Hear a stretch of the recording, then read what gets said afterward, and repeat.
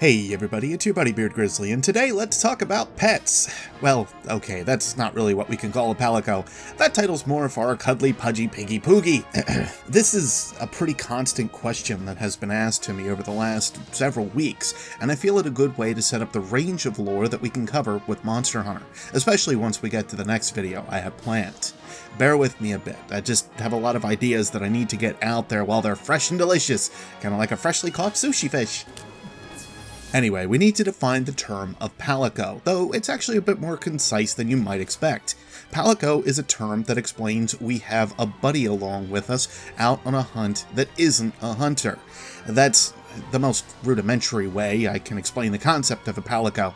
But then why are they all cats? Surely that has something to do with it. Really, as much as the question is, what is a Palico, the real question is, what is a Lynian? You may recall out in the wild, in the forest, the Wyverian given the title of Lynian Researcher. This title is given to those interested in researching the native residents of the wild. While Lynian research is far from new within the world of Monster Hunter, it is of particular interest to the Hunters Guild and other organizations within the world with the Research Commission's progress in the New World. Until the 5th Fleet got there, not much is known of the tribal elements of the New World, even though the 3rd Fleet tried their best to figure it all out.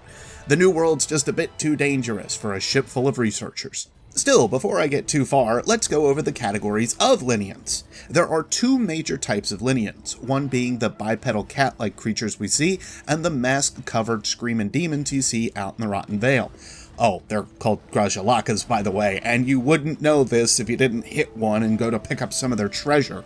Thanks for the complete records, Capcom. The cats are, unimaginatively, called Felynes. Well, one part of them is. Felines are the classifications given to any lighter-haired cat bipedal. That's a mouthful, and we're just going to call them felines from here on out.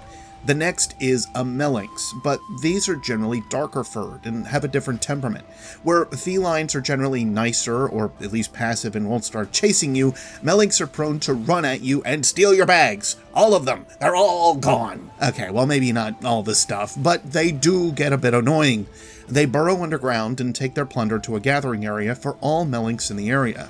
It's like they're a bunch of pirates, but the ground is their ocean, and their ships are themselves? Well, crazy puzzles about land-sea travel aside, the felines and Melynx make up one part of the Lynian category. The other part we know of is the Shakalaka people. These are similar to the Shakalakas I mentioned earlier. They're small and can be mistaken for felines fairly easily.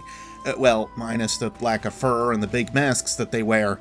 It's unknown what Shakalaka look like, as they never seem to take off their masks. Seen as sacred, these masks actually turn into a rite of passage, as we've seen with two past Shakalakas named Cha-Cha and Kayamba. These two are one of the few named by story Palicos that we have within Monster Hunter's main story. Introduced in Monster Hunter Tri, you first bump into Cha-Cha, who is looking for the legendary mask. Both Kayamba and himself fight over this mask, but then lose it within the scales of an Aptonoth. You know, an herbivore that runs away. Such great warriors these guys are. Shakalaka serve a king and are very tribal-like. Their masks mimic other monsters and creatures from around the world. This could suggest some kind of animal worship or taking on the presence of that being in a way to gain its strength. This is a fairly common thought found within ancient civilizations, even within Earth's history. We all know better today, but I guess if you want to feel more like an acorn? Anyway, we don't know a ton about the Shakalaka. We know they have some fuzzier masks, and they all seem rather uniform in design. They're rather feisty and very defensive of territory, having a few hubs all over the land. In fact, just like it is in the old world, they seem to take up the same zones as their Grimalkin counterparts. Grimalkins are similar to felines and Melynx, though a bit closer perhaps to a Melynx. Unlike their old world counterparts, however, they look more like lynx instead of somewhat traditional house cats. This is new for the feline-type Lynians, and not something that seems to have an easy explanation, unless you look over how subspecies are a common thing within the Monster Hunter universe. I'll keep this brief since the object science of subspecies goes into further ideas of evolution, but long story short, and for comparison's sake, Raytheon, a larger winged wyvern, has two alternate forms of itself, being pink and gold.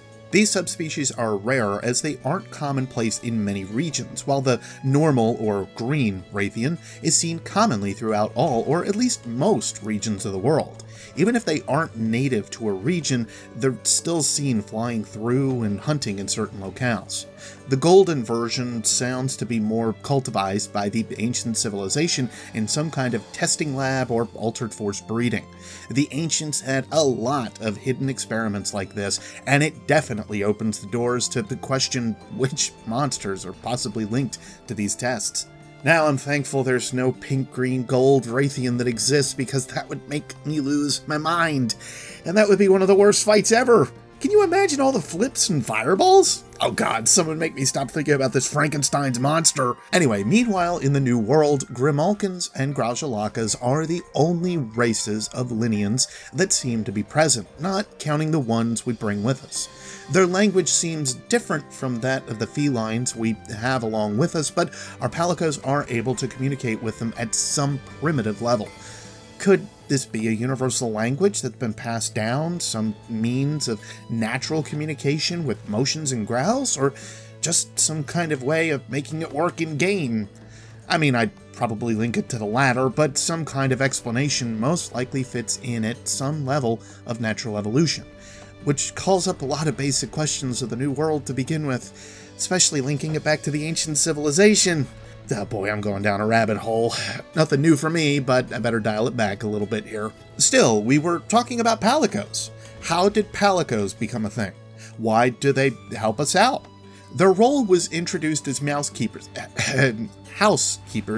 and chefs. They weren't introduced as fighters, at least as far as I remember, until Monster Hunter Freedom Unite on the PSP. This was the first time we saw them as combatants. There's no hidden reason behind how felines and melinks, or even some Shakalaka, have come to work with hunters, humans, outposts, or the guild in general. It's simply a matter that we started to trade, work with each other, and talk with each other. Over time, they found it best to work within our towns and outposts, instead of staying out in the wild. Some monsters have been domesticated over time, especially some herbivores. Lynians, however, are not monsters. Though monsters once did or do possess some level of it, Lynians are completely sentient and choose to help us out, to either defend their wild homes or the ones they now inhabit in the old world. Sounds like a big purple and white cabal I can think about floating in a worm in space. Hunters are all callous. Confirmed! Anyway, pardon my deviations. The Grimalkins are a very, very good example of this choice in helping us out. After performing some tasks or giving them some provisions and communicating with our furry friend, they understand enough to help us out, be it for temporary means or otherwise. I had this great feeling that later on we'll have access to a Grimalkin at all times, either for helping us out in Astera or being able to go out on hunts with us as a liaison for a tribe. Still, the fact remains that they do attempt to help us in loads of different ways while we're on the field, so long as we meet up with our tribes in the wild. Each tribe also seems to be different from the others, as some act out on us right away for aid or to fight us in combat. Their skill sets range and are definitely not limited to beating up monsters, trapping them, or developing new tools and ways of communicating with smaller monsters to help, like Gyros or Shamos. They even use these smaller monsters to help with moving around, provisions, or getting from place to place quicker, or just helping in combat. I guess from this observation as well, we can say that our feline or Melinx companions are very quick studies to boot. The Grimalkins are a rather important part of observing how the Lynian races decided to help us out in the wild and beyond, either in this new world or perhaps the old one. Might even be interesting to see them slowly move into Astera, being that it sounds like we'll be out here for quite a lot longer than the guild originally intended. Just to round out this discussion on the Palicos and other Lynians, originally there was an NPC known as the Peddling Granny that had a lot of items and services, but in Monster Hunter's second generation of games, she was the one that also gathered up felines to hand over to us as helpers around Pock Village and other hunting outposts. She's also the one, if again I remember correctly, that handed us Palicos as combatants.